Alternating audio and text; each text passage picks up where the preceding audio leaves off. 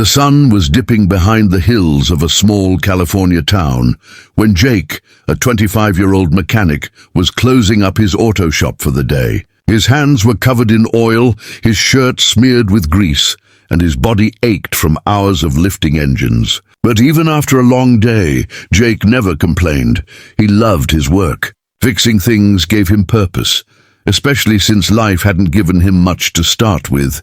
He was locking the garage door when he heard a faint honk from the roadside. Looking up, he saw a sleek black Bentley pulled over just outside the shop, one tire completely flat. The car looked wildly out of place on the dusty rural road. Out stepped a woman, tall, elegant, and clearly not used to being stranded. Her high heels sank slightly into the gravel, and her designer sunglasses reflected the fading sunlight. She looked frustrated and lost.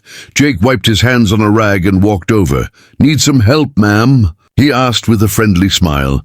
She turned sharply, her voice crisp and impatient. "I've been waiting for roadside assistance for over an hour. This whole place doesn't even have cell service," Jake nodded calmly. "Well, you're in luck. I can get you back on the road in 10 minutes. The woman hesitated, scanning him from head to toe, his dirty clothes, rough hands, and worn boots. She looked skeptical. "You work here?" Jake chuckled softly. "Born and raised. Let's see what we can do." Without waiting for approval, he grabbed his jack and lug wrench and got to work. The woman, whose name he later learned was Amelia Hart, watched silently, arms crossed. Her phone battery had died, leaving her with nothing to do but observe this young man who seemed completely absorbed in his work. Despite his humble appearance, Jake handled her luxury car with expert care. His movements were precise, quick, and confident. When he finished, he stood up and smiled. "All done. You're good to go." Amelia looked genuinely surprised. "That fast?" Jake nodded. "Told you." "No charge." Her brows furrowed. "What do you mean, no charge?" Jake shrugged. "It's just a flat. You've had a rough day. Consider it a good deed." For a moment, Amelia didn't know what to say. People didn't usually help her without expecting something in return.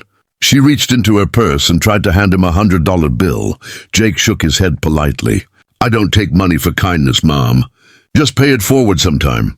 That line hit her harder than she expected. She nodded slowly, still processing his words.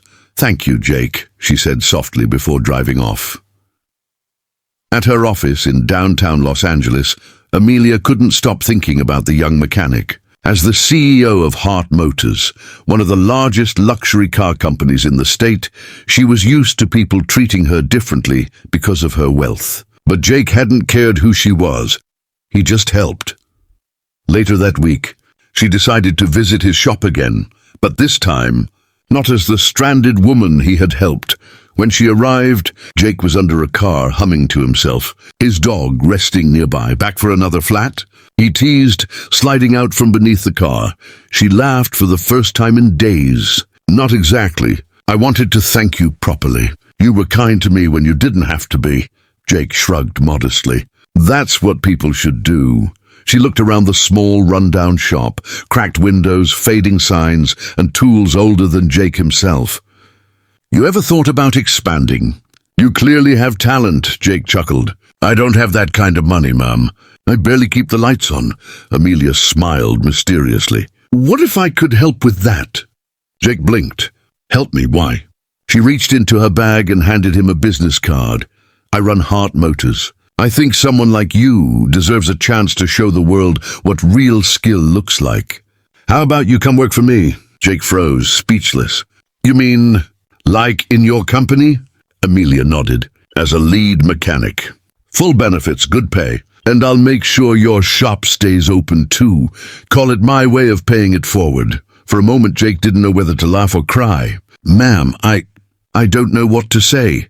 "Say yes," she said warmly. And he did. A year later, Jake's small-town garage had turned into a fully equipped workshop, courtesy of Amelia's investment. Together, they started a community initiative offering free repairs for struggling single parents and veterans. Word spread fast, and soon people from all over came not just for repairs, but for hope. One afternoon, while working side by side, Amelia asked, "Do you ever regret helping that stranger on the road?" Jake smiled, looking up from the car hood. "Best flat tire I ever fixed," she laughed, her eyes soft. Funny how fate works. And though neither said it out loud, both knew what began as a simple act of kindness had changed both of their lives forever.